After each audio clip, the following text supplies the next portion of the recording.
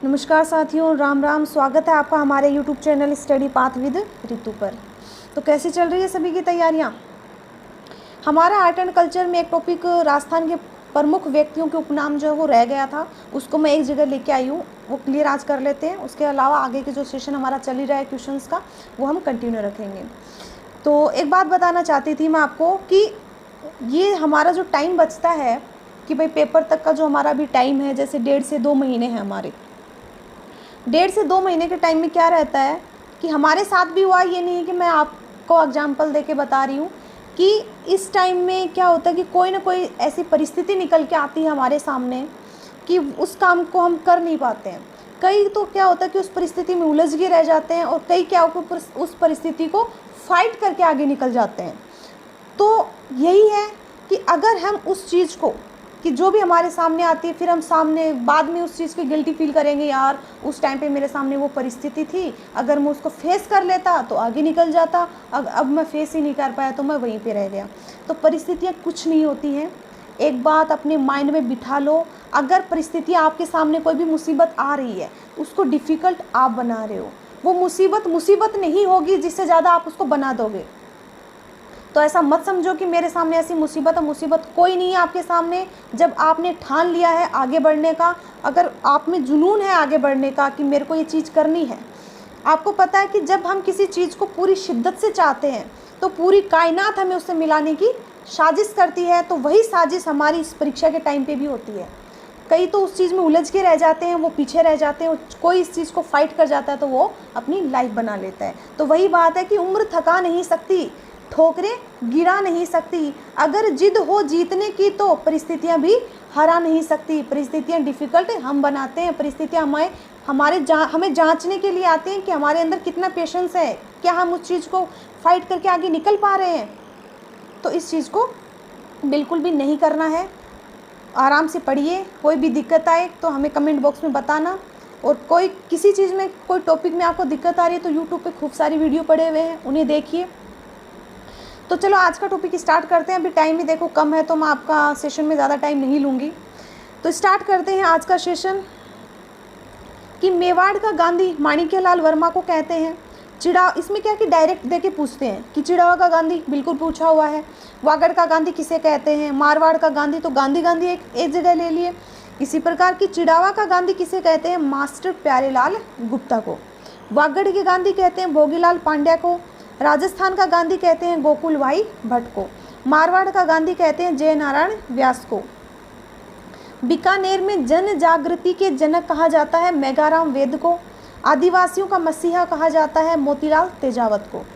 राजस्थान का सरदार किसे कहते हैं? हरलाल सिंह खर्रा को।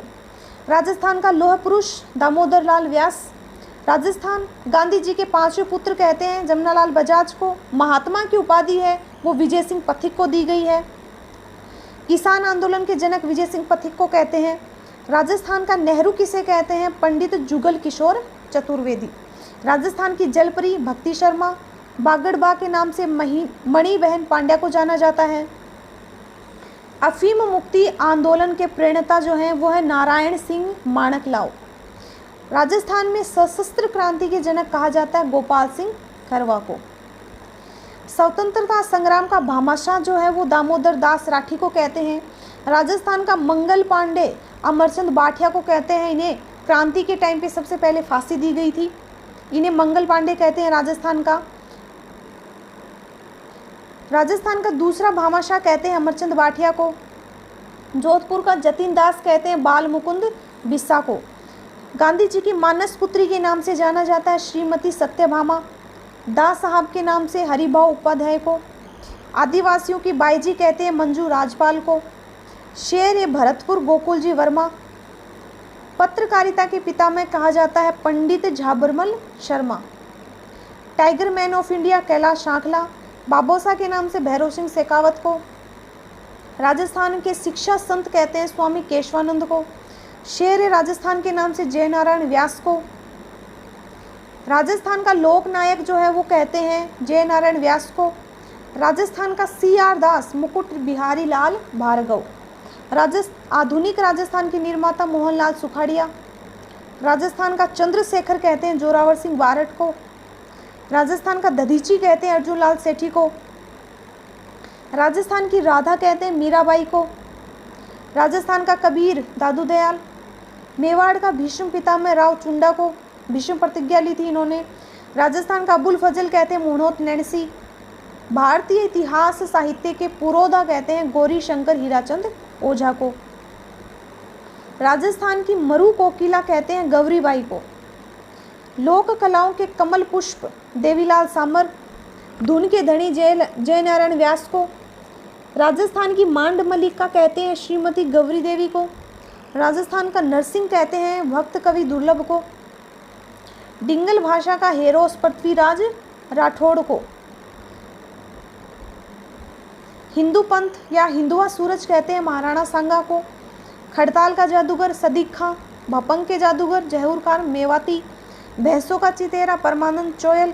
भीलों का चितेरा गोवर्धन लाल बाबा। ये वन लाइनर क्वेश्चन है, लेकिन डायरेक्ट ऐसे आते हैं ना एग्जाम में, छपे के डिंगल भाषा का हेरोस किसे कहा जाता है? पृथ्वीराज राठौड़ को।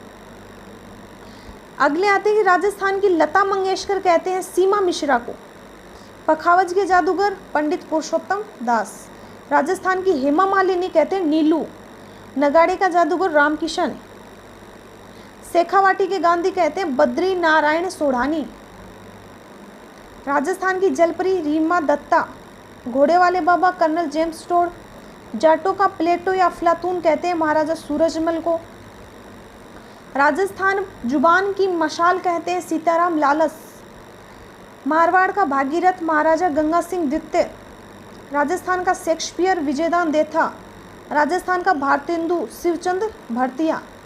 पित्थल के नाम से पृथ्वीराज राठौड़ को जाना जाता है और पाथल के नाम से जाना जाता है महाराणा प्रताप को। आदिवरा जो है इसके नाम से मिहिर भोज को जाना जाता है। नीड़ का चितेरा सौभाग्यमल गहलोत। पेड़ वाले बाबा काकपुरी। क्वार्टरमैन के नाम से राजेंद्र सिंह। मारवाड़ की नूर जहां कहते हैं गुलाब राय को।